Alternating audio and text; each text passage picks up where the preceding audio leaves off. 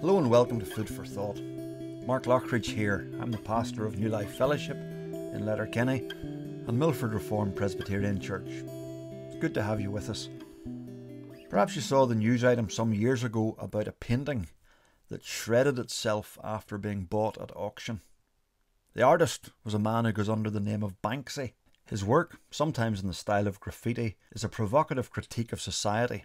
It might be a peace dove wearing a bulletproof vest, or the Mona Lisa, armed with a rocket launcher.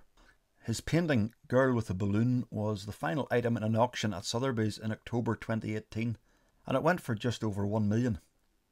As the hammer came down, the frame came to life and the canvas began to pass through a shredder that was built into the frame before appearing in strips out of the base. Banksy himself posted an image on Instagram of the shredded work and the shocked faces of those in attendance with the caption, "Going, going, gone." Imagine having spent just over $1 million and seeing your prize turned into rubbish.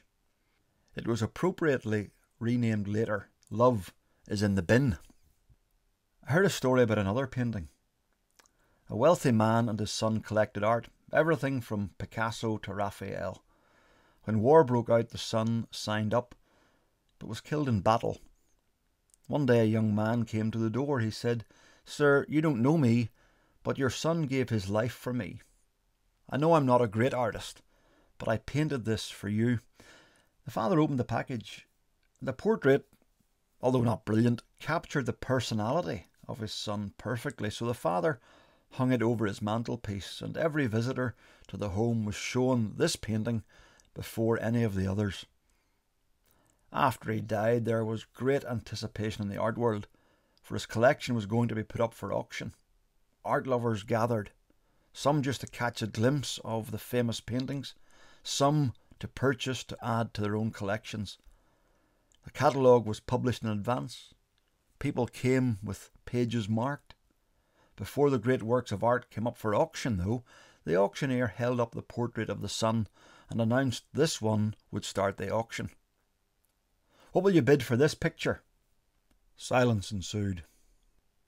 Then a voice in the back of the room shouted, "Skip this one. Show us the masters." But the auctioneer persisted. "Who will start the bidding? $2,000. $1,000? More silence. A shuffling of feet. $500? Silence. Then came a voice from the back of the room. It was the long-time gardener of the man and his son. He said, "I only have $10, but I'd like to buy that painting." "We have $10, said the auctioneer. "Who'll bid 20?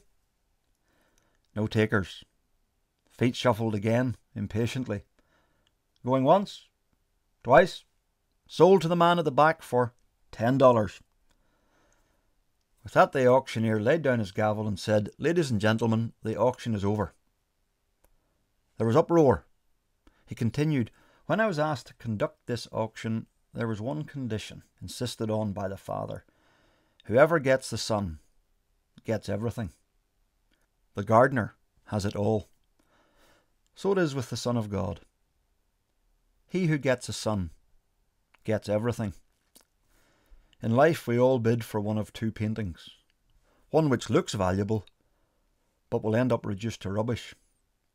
Or one which looks ordinary, but has value for all eternity. Remember, whoever gets the Son gets everything.